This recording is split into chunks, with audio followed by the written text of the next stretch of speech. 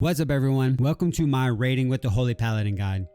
This is a guide that will show you my build used for raiding World of Warcraft Shadowlands Castle Nathria. This guide is being released a little early due to many of you out there wanting to know what build I was running for the raid. Well, here it is.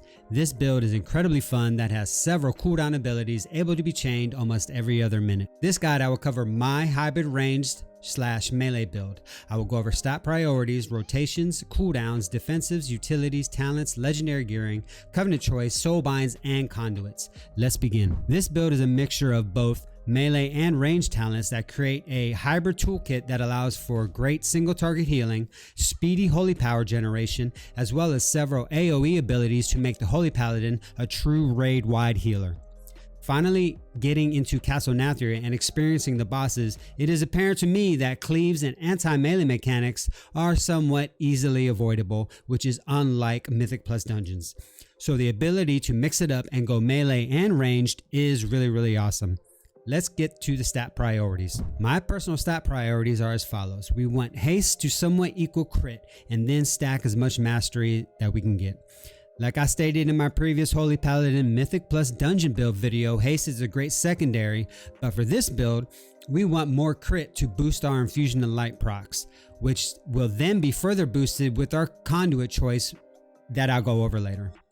Gearing up isn't that bad and essential if you find yourself having more haste than crit at first. You will still be fine, just keep in mind, try to get a couple pieces with some crazy high crit and get those haste crit stats to balance out. Let's talk about my rotation. Here's where the meat and potatoes come into play. For the first 5 bosses, my rotation on the pool has pretty much been the same every time. This rotation is built for a raid that has at least 3 to 4 melee, which most do unless you're running some weirdo ranged 226 raid comp. Even then, the rotation most likely will be the same. Here we go. First and foremost, do not raid without having beacon on your tank. Don't forget that. To start the pull, we always let the tanks get aggro, then we throw out our lights hammer. The secret sauce here is to immediately pop wings, which boosts the crit and healing of the hammer by 30% respectively.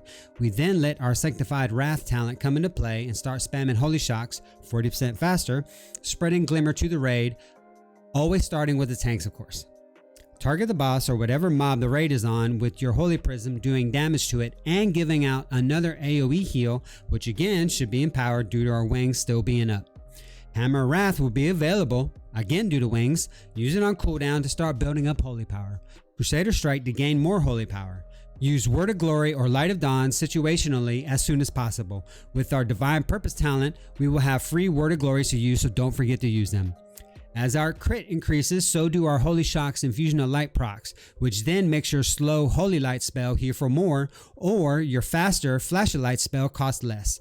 For this build, we use our Infusion procs to cast Flash of Light on our beacon target, the tank, for incredibly fast mana cheapened holy power building. As our crit increases, so do our Holy Shocks Infusion of Light procs, which then makes your slow Holy Light spell heal for more, or your faster Flash of Light spell costs less. For this build, we use our infusion procs to cast Flash of Light on our beacon target for incredibly fast, mana cheapened holy power building. With wings ending, we continue the rotation on somewhat a priority based spellcast system to always build holy power for those big fat juicy Word of Glories. The spell priority being Hammer Wrath, Holy Prism, Lights Hammer, Holy Shock, Crusader Strike, and finally Flash of Lights on your beacon. So there are times that raid-wide damage starts to come in and your normal healing rotation just can't keep up with. So it's time to pop some cooldowns. Let's take a look at some of my favorites. My top 4 cooldowns are Divine Toll, Avenging Wrath, Blessing of Sacrifice, and Aura Mastery. Divine Toll from the Curing Covenant is so good for both Mythic Dungeons and the Castle Nathria raid. The cohesiveness nature of this ability to Holy Shock 5 raid members and leave Glimmer of Light on them is just too good. In Mythic Plus Dungeons, we use the Ring and Clarity conduit for chances of extra Holy Shocks, but for raiding, we use a different one that I'll go over later. My secret tip here for maximizing the Divine Toll cooldown is to do the following. Make a macro that 1. Pops our Rule of Law talent to maximize our mastery healing by 50% for 10 seconds. 2. Use a low cooldown trinket that boosts haste, crit, mastery, intelligence, whatever. And then 3. Cast Divine Toll on the most severely injured members that you are sure has several party members nearby. Second is Avenging Wrath. This has been our bread and butter cooldown forever and most likely always will be. This cooldown increases our heals by 30% and increases the critical chance by an additional 30% as well. With this cooldown being available every 2 minutes, I often use this every other Lights Hammer for a wicked strong AoE heal. Third is Blessing of Sacrifice. Don't forget to use this. Immediately put this on your toolbar if you don't have it already. This will reduce damage taken by 30%, but you will suffer 100% of it. Not a big deal, just make sure you have a Glimmer on you and your finger on Divine Protection or Divine Shield. This spell also has a fast 2-minute cooldown that should be utilized often. Last is Aura Mastery. This cooldown empowers whatever aura you have on, but for our purposes, we use it to boost our Devotion Aura.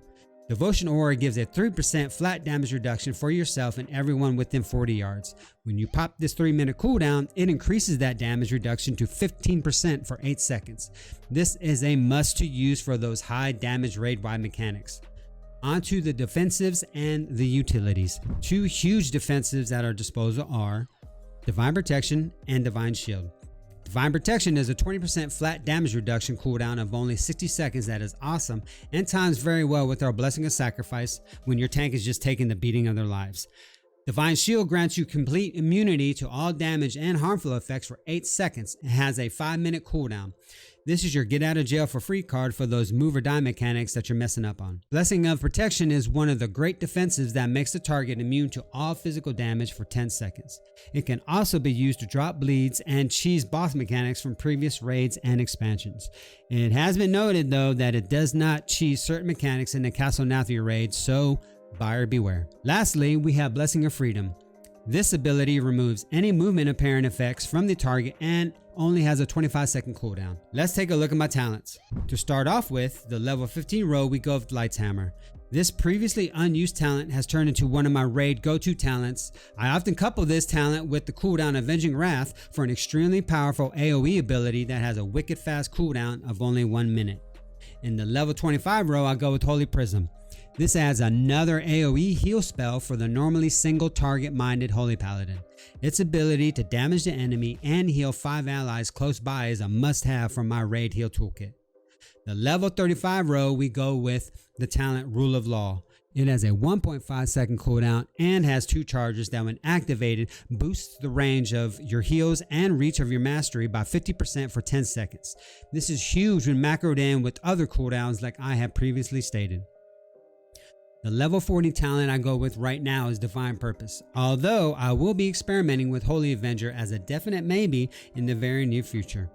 Divine Purpose gives a 15% chance to make our Holy Power abilities such as Word of Glory or Light of Dawn free and deal increased 20% healing. The level 45 talent we go with is Sanctified Wrath. This boosts our Avenging Wrath to last 25% longer and also reduces Holy Shock's cooldown by 40%. This makes Avenging Wrath super powerful in increased heals as well as giving us the ability to spread glimmers to our raid like wildfire. Finally, our level 50 talent is Glimmer of Light. It is just too good when paired with the Carrying Covenant ability Divine Toll and the Holy Paladin legendary Shock Barrier, which gives Holy Shock targets a damage absorb shield that greatly benefits our healing toolkit. Let's take a look at the crafted legendary and my covenant choice. I do these guides and videos all based on personal experiences with what seems to work best. With that said, and the expansion still being so new, I went with the Shock Barrier legendary. The Shock Barrier legendary protects the target with the shield of Holy Light for 18 seconds, absorbing damage every 6 seconds. Bigger the heal, bigger the shield. Protects up to 5 targets. Can be only crafted on legs and feet. Personally, I would craft them on legs due to you getting more base stats on legs than the feet. This legendary works so well with this build. The cohesiveness with the talents, abilities, covenants, and conduits, it just makes sense. So far in the Castle Nathria raid, it has roughly added 10% to my healing. Onto the covenants. You're free to choose any covenant you want. I mean, really, this guide is written for the semi-casual, Mythic 15 and under, heroic raid. You could probably do it all with any covenant, and rightfully so. Personally, for me, I chose a covenant who has the ability to work in tangent with my own build, my talents, and the legendaries, and all the conduits available. And that is the Carrying Covenant. Not only does their powers just make sense for the Holy Paladin, but their transmogs, their class mount, the Soulbinds, the whole experience and feel of their zone is just wickedly awesome. Let's hit up the Soulbinds. Right now, this early in expansion, it really doesn't matter which Soulbind you go with. You can either get a small mastery buff every minute or a free heal every minute onto a party member below 50%. Each of those is kind of whatever, but looking at the big picture, Eventually, as things stand right now, and if things don't change in a few months when we're all renowned 40, I think the final choice will be Clea. Her benefits, in my opinion, are just a bit tops over the other two. In this decision, it really doesn't matter since all Soulbinds now have the same amount of potency conduits, and that is what really makes the Soulbinds attractive. The conduits. Let's take a look at some of the best ones. The only ones I'm going to go over here will be the potency conduits. These are the real deal. These are the big kahuna. These add to your power vastly in awesome ways. Again, this is from personal experience with the Castle Nathria raid. There are only two choices right now that make sense and can work in tangent with my playstyle. Personally, for me, I went with the Focus Light conduit to increase my Holy Shock chance. Let's talk about your choices. First up is the Ring and Clarity conduit. Ring and Clarity makes it so that Divine Toll has a % chance to cast 3 extra times on the main target. Higher the eye level of the conduit makes it higher the % chance. For example, the lowest eye level conduit, 145, has a 40% chance, and a 184 eye level has a 52% chance. This conduit just adds to the raw power of your Mythic Plus dungeon build. Casting Divine Toll, probably on the tank, when your entire party is at 30%, and this conduit kicks in, can bring your party back to near full health, and it just feels so good. It's kind of like a mass lay on hands, really it is, and you can do this every minute. This is my go-to choice for Mythic Plus dungeons. Second conduit and my raid choice is Focus Light. Focus Light increases the critical effect chance of Holy Shock by a certain percentage. Again, the percentage chance is related to the conduit eye level. For example, a 184 eye level increases the Holy Shock percentage chance by 6.5%. So Holy Shock crit chance would be 36.5 base with no personal crit stat added. That increases my Infusion of Light procs, which in turn then makes getting Holy Power faster through Flash of Lights on my beacon target easy, fast, and mana efficient. More Holy Power equals more big, fat, juicy Word of Glories. So that's it for now. This is what I will be running with this expansion. As things turn and change and progress, we will see what's in store for the Holy Paladin. As it is right now, we are in a very decent spot. Holy Paladins, in my opinion, are always going to be viable for any content and will be able to exceed and thrive in higher content as time goes on. If you made it to the end, I just want to say thank you for sticking around and watching my video. I hope you enjoyed it. If you do, leave a comment, hit that thumbs up and subscribe button, and be notified whenever I release a new video. That's it for now. Let's get to the keys. Let's get to that raid and get your best in slot loot. Stay safe, stay healthy, and happy gaming.